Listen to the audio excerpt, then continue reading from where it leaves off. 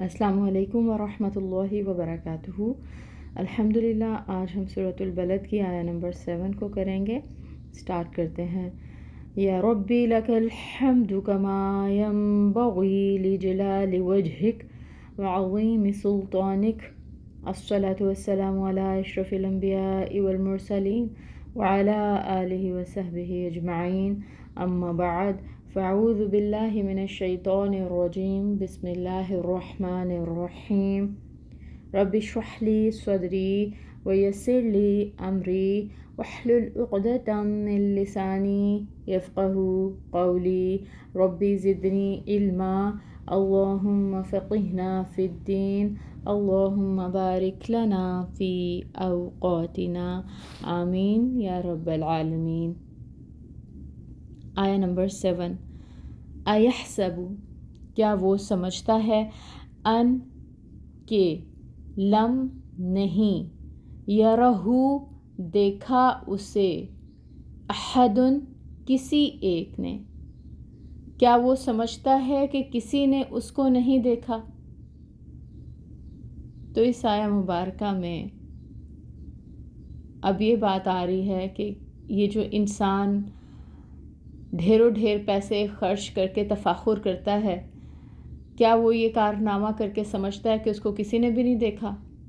کیا اللہ اسے دیکھ نہیں رہا؟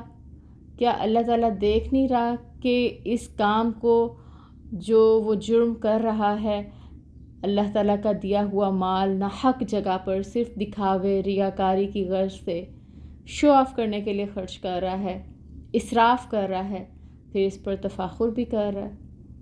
انفیکٹ عربوں کی ذہنیت ہی کی بات ہے، جیسا ہم نے لاسٹ آیہ مبارکہ میں بھی ڈسکس کیا کہ عربوں میں لوگ شراب اور نشے کی حالت میں جو کچھ ہوتا تھا اسے خرچ کر دیتے تھے، اور پھر اس کے قصیدے پڑھے جاتے تھے کہ فلاں نے اتنا مال لٹا دیا۔ تو دور جاہلیت کی اسی خرابی کی طرف اشارہ کیا جا رہا ہے کہ غلط کام کرتے ہوئے یہ انسان جو ڈھیروں ڈھیر پیسہ خرچ کر رہا ہے، کیا یہ سمجھ رہا ہے کہ اس کو کسی نے بھی نہیں دیکھا؟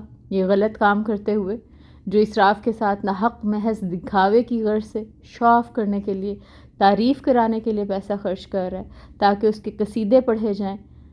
فخریہ مال و دولت کو بیجا لٹانے والا شخص بھول جاتا ہے کہ اس کے اوپر اللہ تعالیٰ کی ذات پاک ہے جو سب کچھ دیکھ رہا ہے اور سب کچھ ریکارڈ ہو رہا ہے۔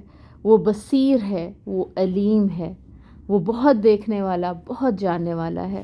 وہ جانتا ہے کن ذرائع سے انسان نے دولت حاصل کی، پھر کن کاموں میں اسے لگایا اور کس نیت سے لگایا اور لٹایا، کس غرض سے اس نے یہ سارے کام کیے۔ وہ سب جانتا ہے، وہ سب دیکھ رہا ہے، وہ بصیر ہے، وہ علیم ہے۔ کیا یہ انسان سمجھتا ہے کہ اللہ تعالیٰ کے ہاں اس کی فضول خرچی، اس کی شہرت طلبی اور تفاخر کی کوئی قدر و قیمت ہوگی؟ کیا انسان اس لیے لاپرواہی اور بے فکری سے مال و دولت کو لٹا رہا ہے کہ وہ خیال کرتا ہے کہ اسے کسی نے دیکھا ہی نہیں؟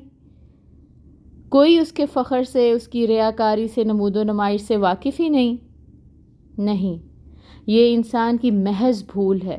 اللہ کی ذات پاک تو وہ ذات ہے جو سب کچھ دیکھ رہی ہے، ہر شخص کے ہر عمل سے، ایون نیتوں سے باخبر ہے، سینوں کے بھید جاننے والا ہے، اور انہی اعمال کی بنا پر انسان کو جزا اور سزا دی جائے گی۔ اللہم لا تجعلنا منہم۔ لاسٹ آیہ مبارکہ کو بھی جب ہم نے ڈیلی لائف سے کنیکٹ کیا تھا تو ہم نے دیکھا تھا کہ یہاں پر تو آیہ مبارکہ میں عرب معاشرے کی بات کی جا رہی ہے، لیکن اگر ہم اس کو آج کل سے اپنے ریلیٹ کریں تو ہم دیکھیں گے کہ آج بھی ڈھیروں ڈھیر مال جو ہے وہ فضول قسم کی رسومات پر اور شو آف کرنے کے لیے، نمود و نمائش کی غرض سے خرچ کیا جا رہا ہے۔ اور پھر ایسے انسان کے لیے ہی اگلی آیت میں اللہ تعالیٰ نے، جس کو آج ہم نے پڑھا، اللہ تعالیٰ نے ایسے ہی انسان کے لیے کیا کہا کہ کیا یہ انسان سمجھتا ہے کہ اس کو کسی نے نہیں دیکھا؟